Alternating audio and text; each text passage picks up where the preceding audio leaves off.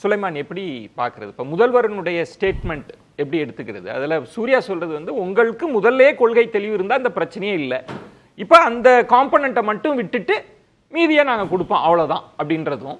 இன்னொன்று, இந்த புதிய கல்விக் கொள்கை இதற்கு முதல்வர் பேசுறார், ஆனால் ஏற்கனவே அமல்ல இருக்கிறதுன்றதையும் சுட்டி காட்டுறாருல. அப்போ ஒரு குழப்பமான ஒரு நெருக்கடி, நிதி நெருக்கடி நிலையிலும் தமிழ்நாடு அரசு இருக்கா? நிதி நெருக்கடி நிலையில் இருக்கிறது என்பது வந்து தமிழ்நாடு அரசுக்கு இருக்குதுன்னு தமிழ்நாட்டு மக்களுக்கும் தெரியும், பாஜகவுக்கும் தெரியும், தமிழ்நாடு பாஜகவுக்கும் தெரியும். அது எதனால் இருந்து கொண்டு இருக்கிறது என்பதும் அவங்களுக்கு நல்லா தெரியும். இதில் ஒரு பேசிக் விஷயத்தை வந்து சூர்யா வந்து அப்படியே வந்து கடந்து வந்துட்டார்னு நினைக்கிறேன். வி ஆர் கீன் டு சைன்ங்கிற ஒரு வார்த்தை ஏன் போட்டிங்க? நான் இப்போ கூட சொல்கிறேன், we are keen to sign. நானே சொல்கிறேன், we are keen to sign. ஆனால் அது எங்களுடைய பாலிசிஸ்க்கு ஒத்து வருமா, எங்களுடைய எக்ஸிஸ்டிங் சிஸ்டத்துக்கு ஒத்து வருமா, எங்களுடைய கல்ச்சர் அண்ட் டைவர்சிட்டி ஆஃப் தமிழ்நாடுக்கு ஒத்து வருமா? This is the primary question. இப்போ இந்த கொஸ்டினுக்கு நீங்க இது பண்ணாம we are keen to sign மட்டும் பிடிச்சு வைக்கிறதுல தேர் இஸ் நோ பாயிண்ட். அவர் கேட்டது நீங்க கையெழுத்திலேயே, இப்ப நாங்க பிஎம் ஸ்ரீ ஃபண்ட் வந்து இந்த கொள்கையை ஏற்றுக்கொண்டாதான் நாங்க விடுவிக்க முடியும், எங்களுக்கு ஒரு சட்ட நெருக்கடி இருக்குன்றாரு. அங்கதான் சார் வரேன். அதே மாதிரி சூர்யா வந்து 4 components ஆர் பீன் டுகெதர் இன் இது சமக்ஷர், அப்படி கிடையாது, அது சொல்லப்படவும் இல்லை. பிஎம் ஸ்ரீயை வந்து எஸ்எஸ்ஏல வந்து அவங்க வந்து ஒரு காம்பனண்டா சொல்லப்படவும் இல்லை, அதை வந்து அறிவிக்கப்படவும் இல்லை. இப்போ அதை வைத்து தான் இவங்க வந்து பிளே பண்றாங்களே, அந்த அந்த ஒரு ஃபேக்டர் தான் இப்போ பிளேயிங் கேமா இருக்குது. அதாவது அந்த நேரத்தில் இவங்களுக்கு தெளிவு இல்லாமல் இருந்தாங்க, அரசியல் புரிதல் இல்லாமல் இருந்தாங்க, இதெல்லாம் கிடையாது. தமிழ்நாட்டில் சொல்ல வேண்டிய அவசியமே கிடையாது. அரசியல் புரிதலும் இந்த இந்த மொழி தெளிவும் தமிழ்நாட்டு மக்களுக்கு சரி, திமுகவுக்கும் சரி எப்பவுமே உண்டு. திமுக மட்டுமல்ல, தமிழ்நாட்டு கட்சிகளுக்கு எப்பவுமே உண்டு. இந்த முக்கியமான விஷயம் சார், நம்ம ஒரு NDTV சேனலில் வந்து தர்மேந்திர பிரதான் அவர்கள் ஒரு பேட்டி கொடுத்திருந்தார். விஜயன் சார் பார்த்துருப்பீங்கன்னு நினைக்கிறேன். அது ரொம்ப முக்கியமாக ஒரு 5 விஷயத்தை அவர் சொன்னார். நான் வந்து IIT கரக்பூரில் ஒரு ஸ்டூடெண்ட்டை நான் மீட் பண்ணேன் தமிழ்நாட்டிலேருந்து. அவங்க வந்து என்கிட்ட சரளமாக ஹிந்தி பேசினாங்க. அவர் சொல்லக்கூடிய விஷயத்தை நல்லா நோட் பண்ணுங்க. சரளமாக ஹிந்தி பேசினாங்க. என்னன்னு நான் போய் விசாரிக்கும் போது நான் CBSE பள்ளியில் படித்தேன்னு சொல்கிறாங்க. This is what they want. அதாவது CBSE-யோடைய ஏன் ஆரம்பிச்சாங்கிறது நோக்கமே மத்திய அல்லது ஒன்றிய இதில் பணியாளர்களுக்கான வசதிக்கேற்ப அவங்க கொண்டு வந்தது. இப்போ கரக்பூருக்கு வந்தாலோ, மும்பைக்கு வந்தாலோ, டெல்லிக்கு போனாலோ நீ ஹிந்தி தான் பேச வேண்டும், ஹிந்தி பேசுறதுனால நான் சந்தோஷப்படுறேன்னு சொல்லக்கூடிய ஒரு ஒன்றிய அமைச்சர்.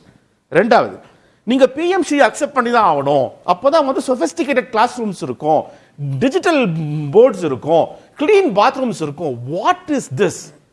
Already we have all this things in Tamil Nadu. இது ஒரு ஒன்றிய அமைச்சருக்கு தெரியல. What is this? Digital boards இருக்குது தமிழ்நாட்டில்.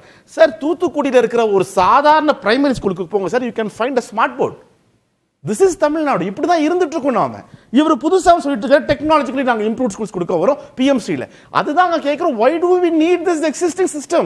இங்க ஏற்கனவே இருக்குது. you are imposing something. இப்போ நீங்க ஏதோ புதுசா கொண்டு வரீங்கன்னா பரவாயில்ல, ஏற்கனவே எங்கள்கிட்ட இருக்கு. அதே மாதிரி அந்த அந்த இன்டர்வியூட ஆங்கரை பார்த்து தர்மேந்திரன் கேட்கிறாரு, நீங்க வந்து ஒரியாவை சேர்ந்தவங்க, உங்களுடைய பார்டர்ஸ் வந்து ஜார்க்கண்ட் அண்ட் ஆந்திரா இந்த பக்கம் இருக்குது, அங்க வந்து வேற வேற மொழி பேசுறாங்களா, அந்த மாதிரி தமிழ்நாட்டில் வேண்டாமா? இதுவும் அவருக்கு தெரியல. ஆல்ரெடி எக்ஸிஸ்டிங் கேரளா பார்டர்ஸ்க்கு போங்க, you go to Palakkad border, you come to Nagercoil, you go to Andhra border, இந்த தர்மபுரி ஒசூர். இன்னொன்னு ஒசூர்ல வந்து நான் நேற்றுக்கு ஒரு சேனல் சொன்னேன், ஜீமங்கலம்னு ஒரு ஏரியால அங்க இருக்கக்கூடிய வடமாநில தொழிலாளர்கள் பிள்ளைங்க, நூற்றுக்கணக்கான பிள்ளைகள் படிக்கிறது ஜீமங்கலம் ஸ்கூல்ல, பிரைமரி ஸ்கூல்ல. They are comfortably reading all 3 languages including Hindi. They are happily reading Tamil. இந்த மாதிரி விஷயம் தமிழ்நாட்டில் அதான் சொல்றேன் சார், இது நடைமுறையில் இருக்குது. இவங்க புதுசா இங்க வந்து எனக்கு அந்த கேள்வி இல்ல. இப்ப நம்ம வந்து நீங்க பணம் ஒதுக்கப்படுது, மத்திய அரசு ஒதுக்குது எல்லா மாநிலத்திற்கும், நம்ம வேண்டாம் அப்படின்னு முடிவெடுக்கிறோம்னா சூர்யா ஓகே, அதுல ஒரு கிளாரிட்டி கிடைச்சு போச்சு, நாங்க கொடுக்க மாட்டோம் அப்படின்றது இது யாருக்கு நன்மைன்றது? இதை எப்படி புரிஞ்சு? இல்லைங்க, இது நன்மை தீமை பற்றியோ வேண்டாம் என்று சொன்னதுனால அவங்க வந்து விளக்குறது பத்தியோ கிடையாது சார். இது நம்மளுடைய பேசிக் right. This is the federal system. இது நம்ம பேசிக் ரைட். இந்த ஃபெடரல் சிஸ்டத்துல வந்து நீங்க நான் 5000 கோடி கொடுக்க மாட்டேன். முதல்ல 2150 கோடி சொன்னவர் நான் 5000 கோடி என்னால கொடுக்க முடியாதுன்னு ஓப்பன் ஸ்டேட்மெண்ட் தரக்கூடிய ஒன்றிய அமைச்சருக்கு இப்படித்தான் பதில் சொல்ல வேண்டி வரும் நாம. சூர்யா வேற ஆப்ஷன் இல்லை. இல்ல அதே மாதிரி லாஸ்டா ஒண்ணு முடிச்சிடுறேன். அவர் சொல்றாரு, அதே பேட்டி தான் சொல்றாரு. பேட்டி தான் ரொம்ப இம்பார்ட்டன்ட் கண்டென்ட் அது. திருவள்ளுவர் இதை கொண்டு போய் நாங்க வந்து சிங்கப்பூர்ல வச்சோம். சிங்கப்பூர்ல இந்தியன் ஓட்டர்ஸே கிடையாதுங்கிறாரு. இது கூட அவருக்கு தெரியல ஒன்றிய அமைச்சருக்கு. சிங்கப்பூரோட அபிஷியல் லாங்குவேஜே தமிழ். இது கூட தெரியல ஒன்றிய அமைச்சருக்கு. திருவள்ளுவர் கொண்டு போய் இவங்க சிங்கப்பூர்ல இது பண்ணாங்களா, பிரகடனப்படுத்தாங்களா? ஆனா வந்து இங்க இருக்கிற கவர்மெண்ட் மயோபிக்கா இருக்குது, நரேட்டிவ் செட் பண்றாங்க. All these things he should understand first. He is having a different optics. அதுதான் முக்கியம். இங்க அவர் கண்ணோட்டம் வேற மாதிரி இருக்குது. அதை அவர் மாற்றிக்கொள்ளணும். இப்போ இந்த பிரச்சனையில ஒரு கூட்டாட்சி முறை இங்கு இருந்துட்டு இருக்கு. நிதிகள் வந்து வரிகள்லாம் வந்து மத்திய அரசிடம் குவியுது. அதை பகிர்ந்து கொடுக்கணும். இதற்கு முன்பும் மொழி திணிப்பு இருந்தது, எதிர்ப்பு இருந்தது. அதை பேசி முடிச்சுக்கிட்டாங்க. ஆனா இன்னைக்கு இருக்கிற சிக்கல்ன்றது நான் நிதி தர மாட்டோம், நிதியை வச்சு ஒரு மாநிலத்தின் கையை முறுக்குறது சரியா? டெக்னிக்காலிட்டி சொல்லிட்டேன்ல. இப்போ புதிய கல்விக் கொள்கை 2020 வந்துருச்சு. இப்போ இந்த மாதிரி நிதி ஒதுக்க மாட்டோன்ற பிரச்சனை இந்த வருஷம் தான் வருது. நடுவில் 5 ஆண்டுகள் போயிடுச்சு. அப்போ தான் நான் சொல்கிறேன், இந்த பிஎம் ஸ்ரீ பள்ளிகள் திட்டம் 2022 தான் அந்த ஒரு காம்பனண்ட்டாக சேர்க்கப்படுது. நான் மீண்டும் அழுத்தம் திருத்தமாக சொல்கிறேன், மாநில அரசை நோக்கி சொல்கிறேன், உங்கள் அதிகாரிகள் ஒப்புக்கொண்ட ஒரு திட்டத்திற்கான நிதி ஒதுக்கீடை ஒப்புக்கொண்ட பிறகு நான் அதை அமல்படுத்த மாட்டேன்னு சொல்லும்போது அது வந்து ரொம்ப டெக்னிக்கலான ஒரு விஷயம். அவ்வளோதான். நீங்கள் இப்போ மத்தியில் அதிகாரத்தில் இருக்கிறீங்க, உங்களுக்கு ஒரு அரசினுடைய நடைமுறை தெரியும். இவங்க என்ன சொல்றாங்கன்னா, தலைமைச் செயலாளர் சொல்றாங்கன்னா நாங்க மாநிலத்தில் குழு போட போறோம் சார், குழு போட போறோம். அது இன்னொன்னு முதல் பேராவில மட்டும்தான் தூக்கி இருக்கிறாங்க, மத்த காம்பனன்ட்லாம் ஏத்துக்கிறோம். எங்களுக்கு பிரச்சனையே மும்மொழி கொள்கை. அதுதானே ஃபர்ஸ்ட் பேராகிராஃப். நீங்க தலைமைச் செயலர் கொடுத்த லெட்டர் தாங்க நாங்க எடுத்துப்போம். லெட்டர் வச்சு நாங்க அடுத்த எம்ஓஇ பத்தி எல்லாம் பேச மாட்டோம்னு சொல்றது சரியா? லெட்டர் பத்தி வச்சு நான் பேசல. நான் முதல்ல சொன்ன மாதிரி இந்த நிதி ஒதுக்கீடு செய்வதற்குன்னு சமகிர சிக்ஷா அபியானுக்காக மாநில அரசு சார்பாக ஒரு அதிகாரிகள் கொண்ட குழு, மத்திய அரசு கொண்ட அதிகாரிகள் குழு, இவர்கள் 2 பேரும் சேர்ந்து தான் நிதி ஒதுக்குறாங்க. அந்த குழு மீட்டிங்ல பிஎம் ஸ்ரீ பள்ளிகளும் நடைமுறைப்படுத்துவோம் என்று வாக்குறுதி கொடுக்கப்பட்டு அந்த நிதி ஒதுக்கீடு பெறப்பட்டது. முதல் பேரா தான் சார் பிரச்சனை. நீங்க சேர்த்து லெட்டரை விட்டுருங்க. நான் சொல்ற அரசாங்க அளவுல நடைபெற்ற மீட்டிங், இதை பத்தி வெளியே யாருக்கும் தெரியாது.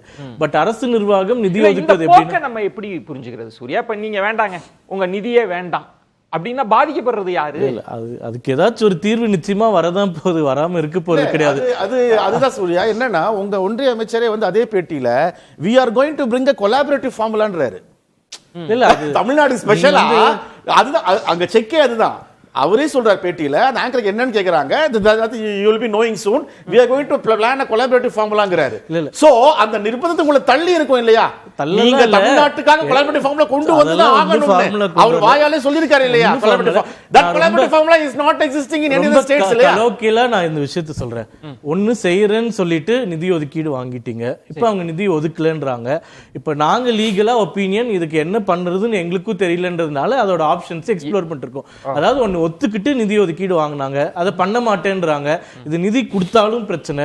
அப்ப எப்படி கொடுக்கிறது? இல்ல அடுத்த வருஷத்துல இருந்து அந்த காம்பனன்ட் எடுத்துட்டு கொடுக்கிறதா? புதிய கல்விக் கொள்கை முடியவே முடியாது. முதலமைச்சர் நான் இருக்கிற வரைக்கும் வேண்டாம். நான் புதிய கல்விக் கொள்கை இப்ப இவங்க திமுக பேசுறவங்க எல்லாம் கேக்குறாங்க, உத்தரப்பிரதேசத்துல எல்லாரும் 3 மொழி பேசுறாங்களா, இங்க மட்டும் பேச சொல்றீங்கன்னு சொல்லிட்டு. உத்தரப்பிரதேசத்திலயும் பேச வேண்டிய அவசியம் இல்லை. அங்க பிஎம் ஸ்ரீ பள்ளின்னு 1000 பள்ளிகள் கொண்டு வந்தாங்கன்னா அதுல மட்டும்தான் மும்மொழி கொள்கை. இங்க வந்து 38,000 அரசாங்க பள்ளி இருக்கும், உத்தரப்பிரதேசத்துல 50,000 பள்ளிக்கூடம் இருக்குன்னு சொல்லலாம். 50,000 பள்ளிக்கூடத்திலையும் நீ மும்மொழி கொள்கை போடுன்னு நம்ம சொல்லவே இல்லை. பிஎம் ஸ்ரீ பள்ளிகள்னு ஒன்று தரம் உயர்த்தப்பட்டால் அதில் மும்மொழி கொள்கை நிச்சயமாக இருக்க வேண்டும். அவ்வளவுதான்.